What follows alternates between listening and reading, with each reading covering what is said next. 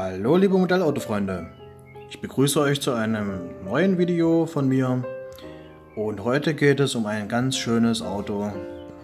Und zwar geht es um den Mercedes-Benz 280 SE Cabrio mit der internen Bezeichnung W111. Meiner Meinung nach wirklich ein Top-Auto aus den 60er Jahren, das bis in die 70er hinein produziert worden ist. Und in dieser Farbausstattung meiner Meinung nach wirklich die Todeskombi, ja. Also wirklich sehr edel. Und das Auto ist einfach klasse. Das Beste dabei ist, das Ganze gab es in der Mercedes Dealer Edition, ja, wie ihr hier sehen könnt. Silberner Karton, hier mit dem Sichtfenster. Oben mit dem Mercedes-Logo, wie ihr sehen könnt. Und von der Seite gar nichts drauf. Hinten auch Silber, hier alles Silber. Und hier vorne steht noch die Classic Selection. Und wenn man das ganze Auto umdreht, seht ihr, das ist die Unterseite. Hier steht nochmal die B-Nummer und nochmal die Modellbezeichnung. Das Ganze ist im Maßstab 1:18 und wurde von Norre produziert. Ja, ich würde sagen, ich packe das Auto jetzt mal aus. Es ist relativ kompliziert, finde ich. Es ist ein bisschen ein komisches Gestänge hier drin. Das nimmt immer sehr viel Zeit in Anspruch und ist sehr kompliziert. Man muss aufpassen, dass man nichts kaputt macht. Aber wenn man es dann draußen hat, ist es schön. Außerdem muss ich noch dazu sagen, hier in der OVP könnt ihr sehen, hier, es gibt noch ein Verdeck dazu, was man aufsetzen kann, ja. Also, seid gespannt, wir sehen uns gleich wieder. Leute, kurz noch zur Verpackung. Das ist wirklich im Gegensatz zu manch anderen Verpackungen eine frustvolle Verpackung, ja. Und zwar, wie ihr sehen könnt, ist das hier mit solchen Streben. Ich habe euch gerade ein Foto gemacht noch. Das ist total kompliziert. Ich weiß nicht, wie andere Leute das machen, aber ich stelle mich da offenbar immer ganz besonders doof an. Naja, jedenfalls kann man hier sehen, hier ist noch ein Verdeck mit dabei, ist hier dran geheftet. Und unten drunter, wer sagt's, die obligatorischen Handschuhe und der Schraubenzieher offenbar diesmal in Rot, passend zum Auto. So Leute, ich habe den Wagen ausgepackt. Es ist wirklich eine nervenaufreibende Verpackung. Das muss ich ganz klare Kritik an Norre vergeben. Das ist wirklich nicht schön umgesetzt, das Ganze. Also da, wenn man echt nicht ganz vorsichtig damit umgeht, kann leicht was zu Bruch gehen. Also das ist schon wirklich sehr ärgerlich. Aber jetzt ist das Modell zum Glück unbeschadet ausgepackt und es schaut wirklich saugut aus, wenn ich das mal sagen darf. Ihr seht hier die Front mit dem mächtigen Kühlergrill, ja, fast wie bei einem Rolls-Royce. Hier die Lampen, die Scheinwerfer. Hier sieht man nochmal die Bezeichnung, die interne für Mercedes W111. Ich zeige euch mal den Motor. Hier vorne der mächtige Stern. Früher war es noch so, dass der Stern wirklich massiv war. Ist ja heute leider nicht mehr. Und ich öffne mal den Motor. Und ihr seht einen wirklich klassischen Motorraum, ja. Damals gab es halt noch nicht viele Abdeckungen und man konnte jedes Detail im Motorraum sehen. Ja. Und ich finde wirklich, der wurde wirklich gut gemacht. Hätte sicherlich da und hier noch etwas detaillierter sein können, aber durchaus okay. Hier das Lüftungsnetz. Ja, kann man machen, ne? Machen wir es gerade wieder zu. Schauen wir uns die Seite an und wirklich eine klassische Designlinie der damaligen Mercedes-Modelle. Das waren wirklich ganz besondere Schmuckstücke meiner Meinung nach. Und stellt euch vor, ihr fahrt jetzt in den Alpen mit so einem Cabrio durch die Gegend. Wäre das nichts, ha? Also, ich denke schon. Hier könnt ihr sehen, ist ein Verdeck drauf. Das kann man tauschen, ja, indem man es runter macht. Hier. Leider tut das Teil hier, die Chromleiste verdecken. Ist schade, aber naja. Und hier haben wir halt den dazugehörigen, ja, ich sag mal Deckel, ja, von dem Cabrio.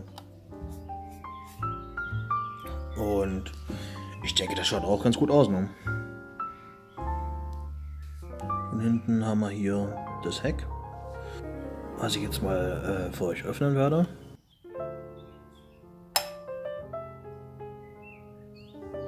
So, hier sieht man übrigens nochmal den Schriftzug 280 SE und natürlich den Benz Mercedes-Stern.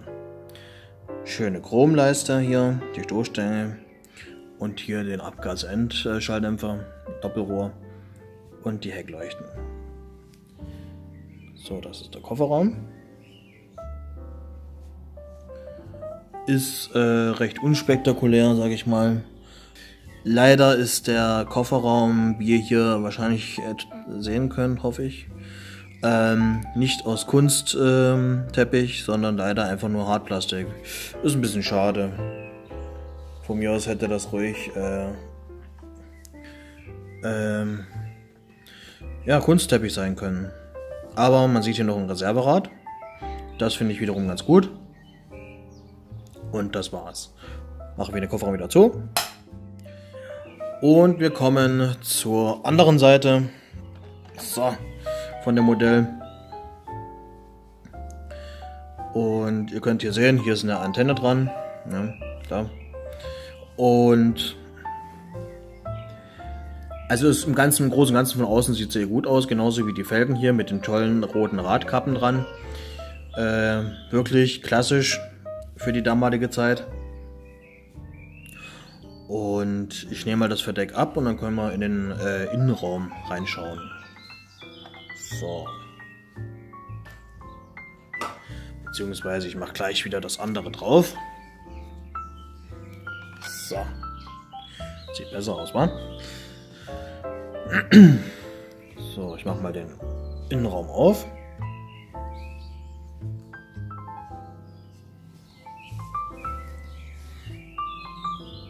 Und hier können wir sehen, dass der von innen wirklich sehr toll aussieht. Das cremeweiße Interieur.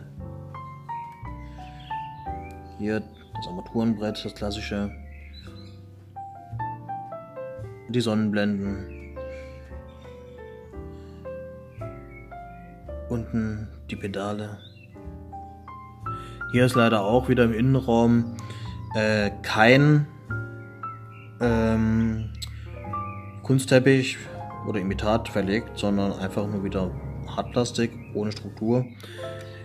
Das ist jetzt wieder nicht so schön, aber gut.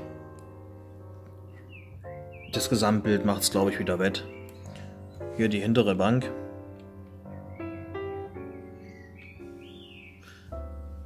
Ist auch Hartplastik alles, aber naja.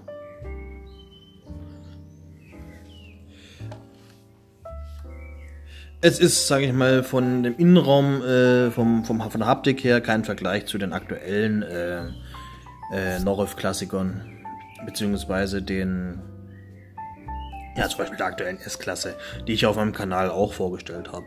Link in der Beschreibung. Ansonsten ist es aber trotzdem ein sehr schönes Auto, beziehungsweise ein Modellauto ja sowieso.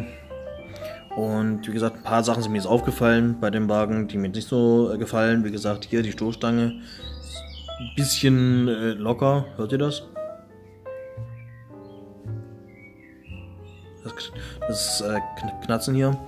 Ja, dazu ist mir aufgefallen, dass die Frontscheibe, also das hier ist auch sehr komisch, dass das nicht festgeklebt werden kann, das ist ein bisschen schade. Weiß ich nicht, warum das nicht geht. Und bei der Frontscheibe ist mir aufgefallen, dass die, ja, naja, nicht ganz so stabil ist, aber ist zu verzeihen. Und wie gesagt, der Innenraum ist, ja, Hartplastik. Da hätte man sicherlich hier das Modell noch etwas schöner umsetzen können. Aber nichtsdestotrotz, vom Aussehen her bleibt es trotzdem ein schönes Papier. Ein schönes Modell.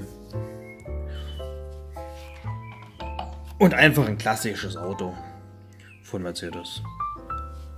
Wenn man Sammler ist, denke ich, gehört es trotzdem in die Sammlung rein. Vor allem, wenn es um Mercedes geht. Ja?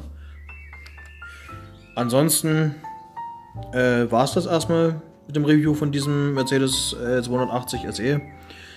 Ich hoffe, es hat euch gefallen. Wenn dem so ist, gebt mir bitte einen Daumen nach oben. Abonniert meinen Kanal, empfehlt ihn weiter. Ich freue mich immer über neue Abonnenten. Und vergesst nicht, die Glocke zu drücken. Habt eine schöne Zeit. Bis zum nächsten Video. Und macht's gut. Euer Georg von GK Modellcar Universe. Ciao.